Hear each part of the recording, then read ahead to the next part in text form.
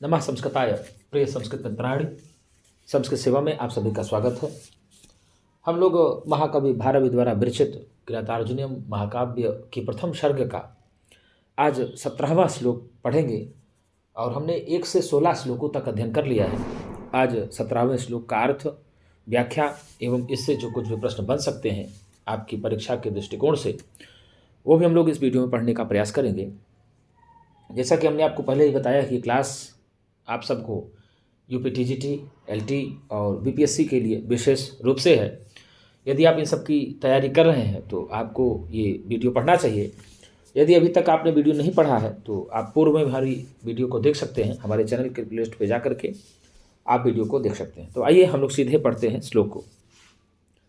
सुखेन लभ्या दधतः कृषिवलै अकृष्टपच्या इव सस्य संपदः वितन्वति क्षेममदेव मातृकाः चिराय तस्मिन् कुर्वश्चकासति।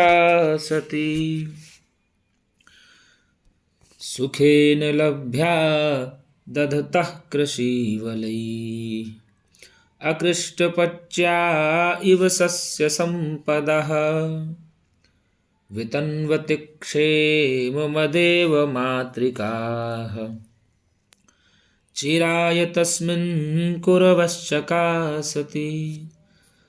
सुखेन लभ्या दधतः कृषिवलैः अकृष्टपच्या इव सस्य संपदः वितन्वति क्षेममदेव मातृकाः चिराय तस्मिन् कुर्वश्चकासति। अर्थात कुर्वः चकासति। तो भाई साहब क्या सुशोभित हो रहा है? तो कुरु प्रदेश सुशोभित हो रहा है। तो कुरु शब्द जो है उकारांत पुल्लिंग का प्रथमा विभक्ति बहुवचन का रूप है।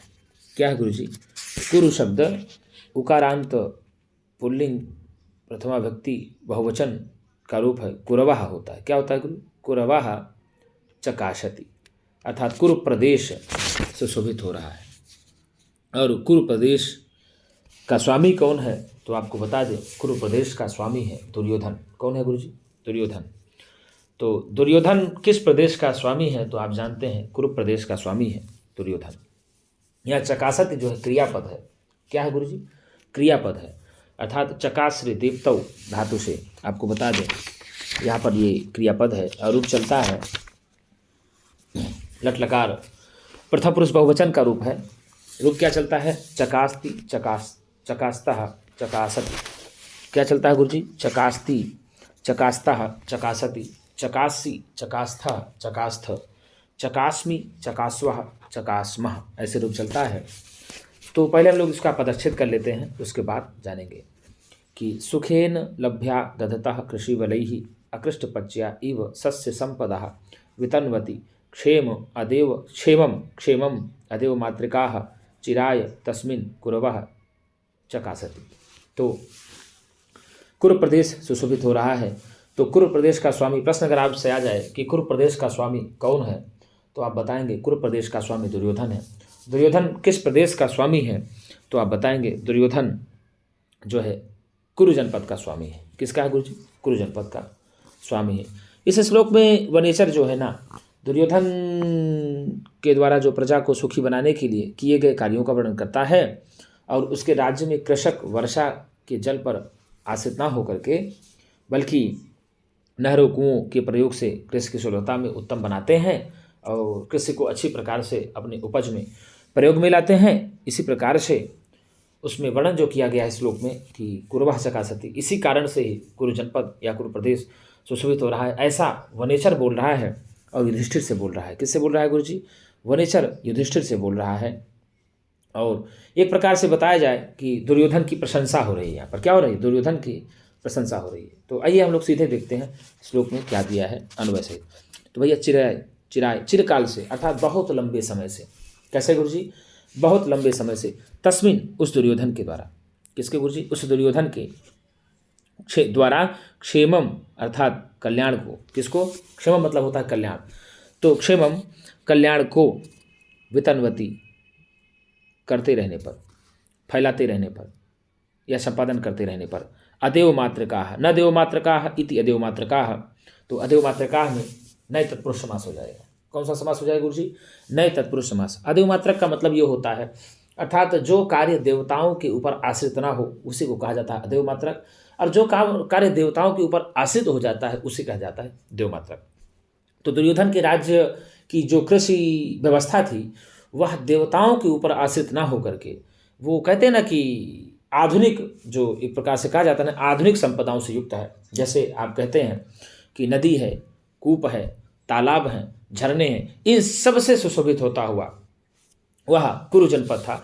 अर्थात मेघ पानी बरसे या ना बरसे, बादल पानी बरसे या ना बरसे, भगवान कृषि में सहायता दें या ना दें, उसकी कोई आवश्यकता नहीं पड़ती थी कुरु जनपद में। कुरु जनपद में ये था कि गुरुजी मेघ बरसे या ना बरसे उससे कोई मतलब नहीं है। दुर्योधन ने मतलब नदी, जल, कूप, तड़ाग आदि की भी व्यवस्था समुचित ढंग से करा दी थी। तो यहाँ पर अदेव मातृका का तात्पर्य यही है, पर्जन्य अर्थात वर्षा पर आश्रित ना रहने वाला। क्या करो गुरुजी, वर्षा पर आश्रित ना रहने वाला। कुरवाहा, कुरु प्रदेश, कौन सा गुरुजी, कुरवाहा, कुरु प्रदेश या कुरु जनपद। कृषि वलई ही इव अर्थात जुताई के बिना पकी हुई सी, जुताई के बिना पकी हुई सी, अकृष्ट पच्याह अर्थात किसानों के द्वारा। क्या है, अकृष्ट पच्याह किसानों के द्वारा इव मानो, अकृष्ट पच्याह अर्थात किसानों के द्वारा इव मानो, क्या कहा, जुताई के बिना ही पकी हुई, कृषि वलई ही, जुताई के बिना पकी हुई और किसानों के द्वारा मानो सुखेन सुखपूर्वक। कैसे गुरु जी, सुखेन सुखपूर्वक या आसानी से, लभ्या प्राप्त करने योग्य, क्या करने वाली है, प्राप्त करने योग्य या प्राप्त होने वाली जो सस्य संपदा है, जो फसल है, क्या है गुरु जी, जो धन धान्य आदि संपत्तियों को क्या करता है, दधता धारण करता हुआ सुशोभित हो रहा है, चकासती, सुशोभित हो रहा है। तो भैया धन धान्य की संपदाओं से लहलहाती हुई कौन सा प्रदेश सुशोभित हो रहा है, तो आप बताएंगे कुरु प्रदेश सुशोभित हो रहा है। कुरु प्रदेश का स्वामी कौन है, कुरु प्रदेश का स्वामी दुर्योधन है। अर्थात कुरु प्रदेश की कृषि व्यवस्था कैसी है, तो कुरु प्रदेश की कृषि व्यवस्था अदेव मात्रक है। तो अदेव मात्रका में कौन सा समास है, तो आप बताएंगे अदेव मात्रका में नई तत्पुरुष समास है। आप लगाएंगे न देव मात्रका इति अदेव मात्रका, तो अदेव मात्रका में नई तत्पुरुष समास है। तो एक बार फिर से देखते हैं, सुखेन लभ्या दधतः कृषि वलैः अकृष्टपच्या इव सस्य संपदः वितन्वति क्षेममदेव मातृकाः चिराय तस्मिन् कुरवश्चकासति। अर्थात गुरुजी तस्मिन् उस कुरु प्रदेश में, कहा गुरुजी, उस कुरु प्रदेश में दुर्योधन के द्वारा, उस कुरु प्रदेश में दुर्योधन के द्वारा क्षेम प्रजाओं का निरंतर कल्याण करते रहने पर, ये निरंतर कल्याण करते रहने पर, और अदेव मातृका वर्षा आदि पर ना आश्रित होते हुए, अर्थात नदी, जल, कूप, तड़ाग आदि से युक्त, ठीक है ना, नदी, जल, कूप, तड़ाग आदि से युक्त कृषि वलई ही, अर्थात जो बिना जुताई के ही पकी हुई सी, अकृष्टाह किसानों के द्वारा, अकृष्ट पच्याह किसानों के द्वारा, इव मानो कृषि विलई ही, इव किसानों के द्वारा मतलब जुताई के बिना ही पकी हुई सी, अकृष्ट पच्याह किसानों के द्वारा, इव मानो सुखेन सुखपूर्वक, क्या गुरुजी, सुखेन सुखपूर्वक आसानी से, लभ्या प्राप्त होते हुए, प्राप्त होने वाली, सस्य संपदा जो फसल हैं, फसल रूपी संपत्तियां हैं, उनको धारण करता हुआ जो कुरु प्रदेश है वह सुशोभित हो रहा है।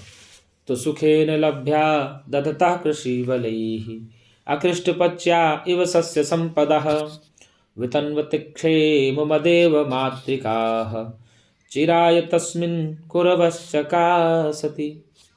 पर्याप्त समय से उस दुर्योधन के द्वारा प्रजाओं का कल्याण करते रहने पर या प्रजा वर्गों का कल्याण करते रहने पर, वर्षा आदि पर ना आश्रित रहते हुए, अकृष्ट पच्या वर्षा आदि पर आश्रित न रहने वाला जो कुरु प्रदेश है गुरुजी, वो मानो बिना जुताई के ही पकने वाली। कहने का मतलब ये हुआ कि अनायास ही वहाँ पर खेती हो जाया करती है।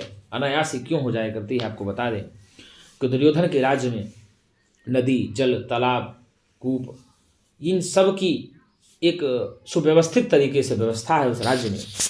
तो पर्जन्य यानी मेघ, पानी बरसे या न बरसे, इससे बहुत मतलब नहीं है।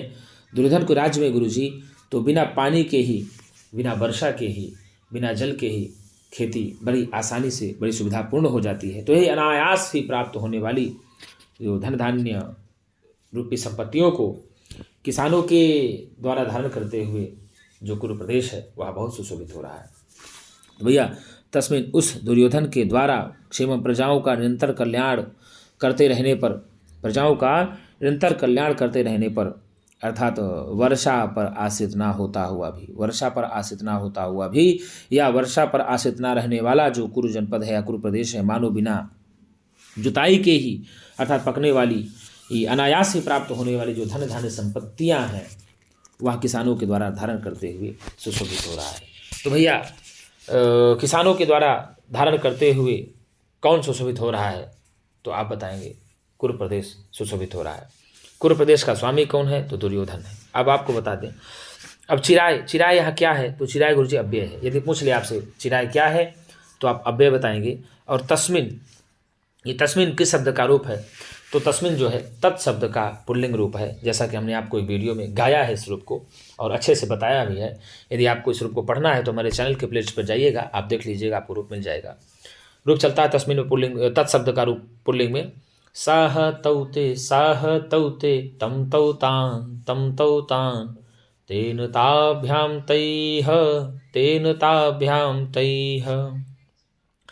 तस्मै ताभ्यां तेभ्यः तस्मात् ताभ्यां तेभ्यः तस्य तयोः तेषां तस्मिन् तयोः तेषु। तो तस्मिन तत्शब्द का ही पुल्लिंग रूप सप्तमी विभक्ति बहुवचन का है।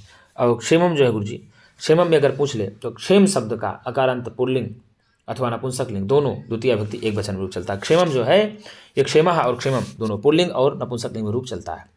और जो वितन्वती है, ये वितन्वत शब्द का सप्तमी विभक्ति एक वचन का रूप है, हलंत पुल्लिंग है। ये वितन्वत शब्द का हलंत पुल्लिंग रूप सप्तमी विभक्ति एक वचन का है, वितन्वती। और अदेव मात्रकाः, ये दें अदेव मातृकाः, तो अदेव मातृक शब्द है, अकारांत पुल्लिंग है और प्रथमा विभक्ति बहुवचन रूप चलता है, अदेव मात्रकाः।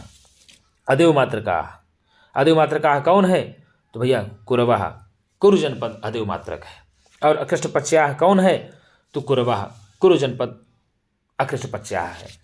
तो कुरवः का विशेषण हुआ अदेव मातृकाः और अकृष्टपच्याः, ये दोनों किसके विशेषण हो गए, कुरवः का विशेषण हो गए।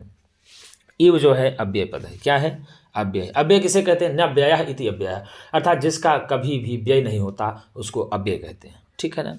अब कृषि वलय देखिए, ये जो कृषि वल शब्द अकारांत पुल्लिंग का तृतीय विभक्ति बहुवचन रूप बनता है, कृषि वलय ही। और सुखेन में ये देखिए, सुखेन में सुख शब्द है, अकारांत नपुंसक लिंग शब्द रूप है और इसमें तृतीय विभक्ति एक वचन रूप बनता है, सुखेन। अब लभ्या की बात किया जाए तो लभ्या शब्द है, आकारांत स्त्रीलिंग है और प्रथम विभक्ति बहुवचन का रूप है, ठीक है ना गुरुजी। और जो सस्य संपदा है, ये देखिए सस्य संपदा है, तो सस्य संपद शब्द भी स्त्रीलिंग द्वितीय विभक्ति बहुवचन का रूप है, यह समस्त पद भी इसको कहा जाता है। और दधता, क्या कहा गुरुजी, दधता जो है, दधत शब्द हलंत पुल्लिंग प्रथम विभक्ति बहुवचन का रूप हो जाए, दधता।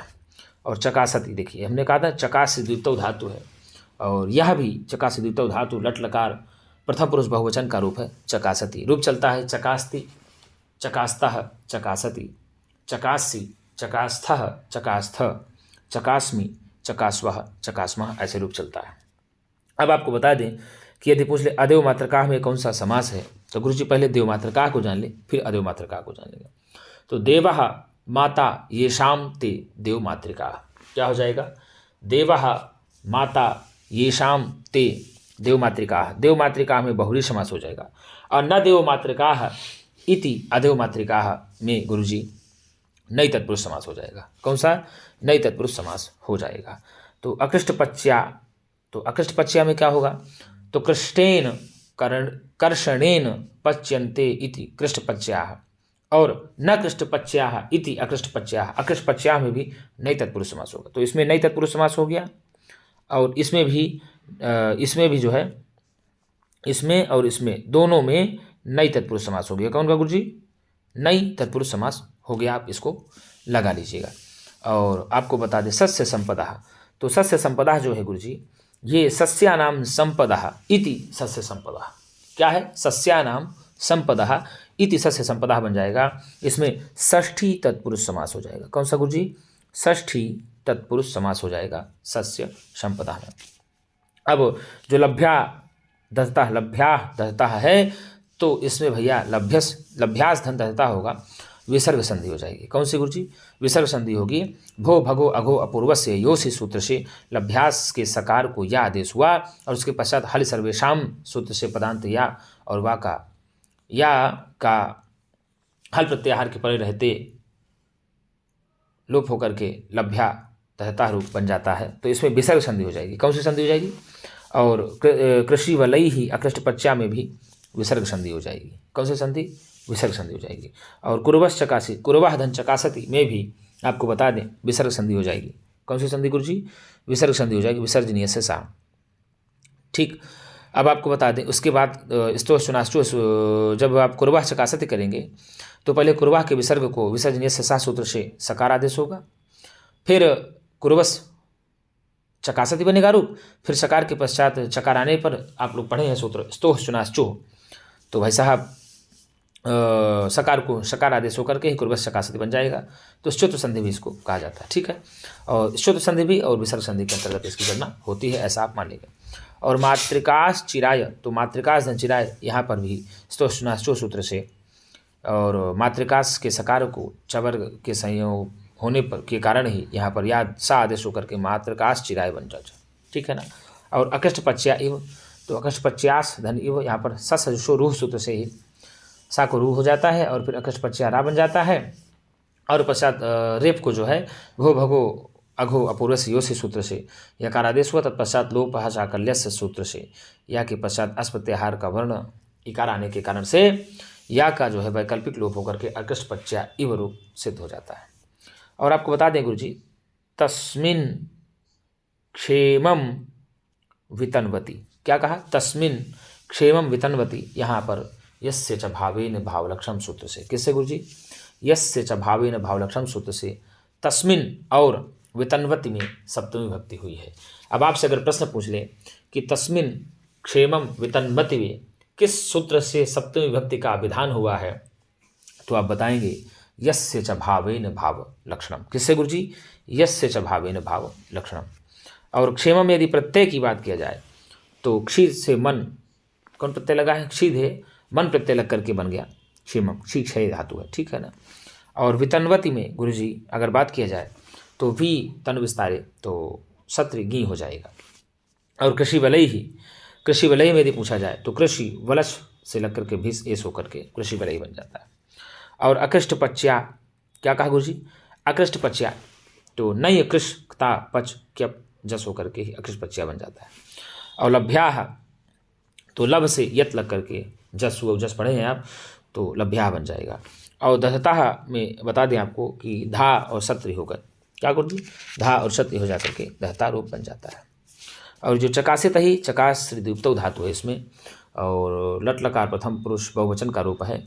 चकास्ति चकास्ता चकासति, चकासी चकास्था चकास्थ, चकास्मी चकास्वा चकास्मा, ऐसे रूप चलता है। तो गुरुजी इस पद में कौन सा अलंकार यदि पूछ ले तो इव आया है। मानो कुर्द प्रदेश ऐसा हो रहा है, तो मानो आया है, तो यहाँ पर उत्प्रेक्षा अलंकार है। कौन सा अलंकार है गुरुजी? उत्प्रेक्षा अलंकार है। संभावना व्यक्ति हो रही है।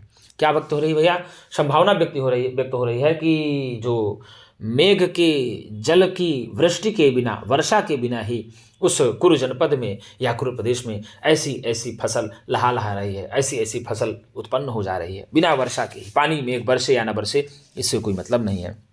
उसमें गुरुजी उत्प्रेक्षा अलंकार है। और काव्य प्रकाश ने उत्प्रेक्षा अलंकार का बहुत सुंदर उदाहरण दिया है। क्या दिया है? संभावनमथोत्प्रेक्षा प्रकृतस्य समेन यत्, संभावनमथोत्प्रेक्षा प्रकृतस्य समेन यत्। कहने का मतलब ये है कि किसी प्रकृत वस्तु उपमेय की अप्रस्तुत वस्तु उपमान के रूप में संभावना व्यक्त की जाए, वहीं पर उत्प्रेक्षालंकार है।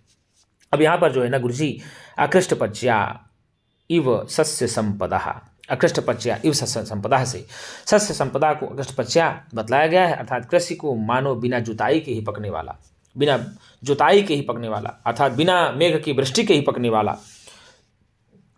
वाली होने की संभावना व्यक्त की गई है, इसलिए यहाँ पर उत्प्रेक्षालंकार घटित हो गया है।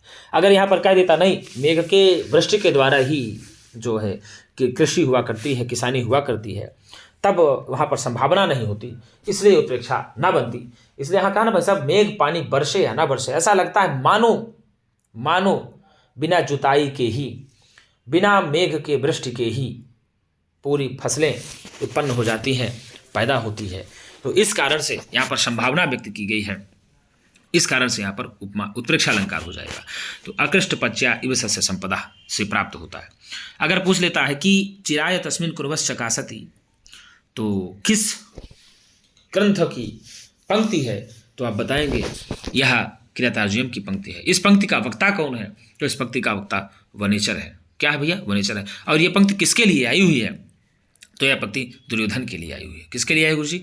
दुर्योधन के लिए आई है। कहते हैं इन श्लोक से यह पता चलता है कि दुर्योधन के राज्य में प्रजा कितना खुशहाल है। दुर्योधन के राज्य में प्रजा कितना खुशहाल है, प्रजा को किसी प्रकार का कष्ट नहीं है, किसान आदि भी बहुत ही खुश हैं, उनके दरबार में या उनके राज्य में किसी भी प्रकार की किसी को कोई समस्या नहीं है। तो यही कहा जाता है। तो भैया अगर पूछा जाए कि अकृष्टपच्या इव सस्य संपदा से किसका तात्पर्य है, तो भैया कुरवः। किसका तात्पर्य है? कुरवः। जो बिना जल आदि के बिना मेघ की वर्षा आदि के ही जिस भूमि पर कृषि हो जाती हो, ऐसी भूमि है कौन? कुरु जनपद है। और कुरु जनपद का स्वामी कौन है? तो भैया दुर्योधन है। अदेव मातृका किस जनपद को कहा गया है, तो भैया आपको बता दें सीधे सीधे कि कुरु जनपद को कहा गया है। किसको कहा गया है? कुरु जनपद को कहा गया है। तो आइए फिर से देख लेते हैं एक बार। सुखेन लभ्या ददतः कृषि वलैः अकृष्टपच्या इव सस्य संपदः वितन्वति क्षेममदेव मातृकाः चिराय तस्मिन् कुरवश्चकासति।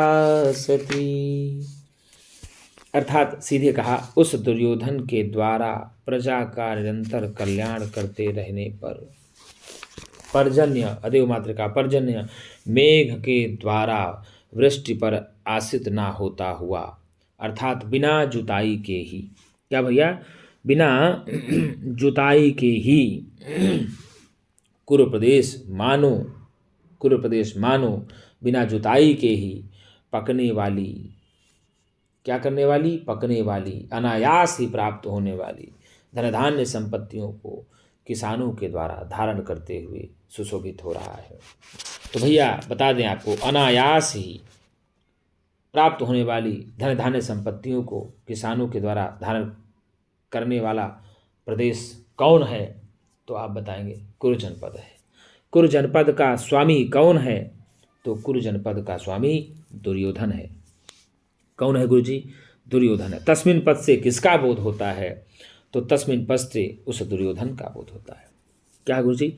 तस्मिन पद से उस दुर्योधन का बोध होता है। आपको बता दें, इस पद से होता है ना कि दुर्योधन निरंतर प्रजाओं का कल्याण करता रहता है। क्या करता रहता है?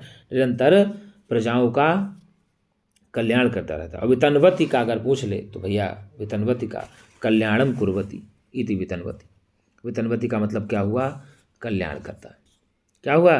कल्याण करते रहने पर। तो वितन्वति का अगर आपसे पूछ ले, तो कल्याणम कुर्वती इति वितन्वति, ऐसा हो जाएगा। संपादन करते रहने पर या फैलाते रहने पर वितन्वति, वितन्वति तन मतलब फैलाना हो जाता है, ठीक है ना। तो इस प्रकार से आप बता सकते हैं। अब अदेव मातृका मतलब क्या है? अदेव मातृका का मतलब ये हुआ कि जो वृष्टि आदि के जल पर आश्रित ना हो, जो केवल और केवल आधुनिक संसाधनों से आश्रित हो, आधुनिक संसाधनों से सारा कार्य बन जाए, वही है अदेव मातृक। क्या है गुरु जी? अदेव मातृक है। और संपदा मतलब संपदाएं, और सस्य मतलब फसल। तो फसल रूपी संपत्तियों को ऐसा आप कह सकते हैं, ठीक है ना। फसल रूपी संपदा, सस्य संपदा, ठीक है ना। और अकृष पच्या इव, तो कर्षणम विनैव स्वतः पच्या इव अकृष पच्या, अर्थात बिना जोते होते, बिना जुताई ही किए, बिना वृष्टि का जल ही दिए जो उत्पन्न हो जाए उसे ही बोलते हैं अकृष्ट पच्या। किसको बोलते हैं? अकृष्ट पच्या। तो मित्रों, आपको बता दें, यह वीडियो मेरी आपको प्रत्येक दिन रात्रि 8 बजे प्राप्त होती है और इसी की जो परीक्षा दृष्टि है वो सुबह 8 बजे आपको प्रत्येक दिन मिल जाती है। यदि मेरा वीडियो आपको तनिक मात्र भी अच्छा लगता हो पढ़ने में, तो आप लोग कंजूसी नहीं करिएगा लाइक एवं सब्सक्राइब करने में। लाइक सब्सक्राइब करेंगे तो मेरा भी मन लगेगा आपको पढ़ाने में। और ये आपके लिए बता दें, बिल्कुल फ्री क्लास है। तो नर हो न निराश करो मन को, कुछ काम करो कुछ काम करो, और इस जग में रहकर प्यारे तुम अपना नाम करो नाम करो। तो परीक्षा से डरना नहीं है, डरना मना है। परीक्षा आपकी ज़िंदगी नहीं है, परीक्षा आपकी लाइफ नहीं है। टीजीटी आपकी ज़िंदगी नहीं है, टीजीटी आपकी लाइफ नहीं है। आपका वो एम है और इस एम को पूरा करने के लिए आपको तन मन धन सब कुछ लगा देना है। और एक बात बता दें, आप जैसे वे पढ़े सामाजिक व्यवस्था पढ़े हैं दुर्योधन की, साम दाम दंड भेद, तो चारों नीतियों को आप लगाइए और अपने आप को निराश ना समझ करके एक उमंग के साथ, एक नई ऊर्जा के साथ प्रत्येक दिन अपने आप को निखारिए। और निश्चित है यदि आप मेहनत करना शुरू कर देंगे तो गुरुजी, लहरों से डर करने का कभी पार नहीं होती और कोशिश करने वालों की कभी हार नहीं होती। इसलिए मैं बार बार आपको कहता हूँ, एक नई जोश के साथ, एक नई उमंग के साथ, एक नई ऊर्जा के साथ आप प्रत्येक दिन लगिए। यदि आपने अभी तक किरातार्जुनीयम की वीडियो नहीं देखा है 16 श्लोकों तक, तो आप पीछे हमारे प्लेलिस्ट में देख सकते हैं।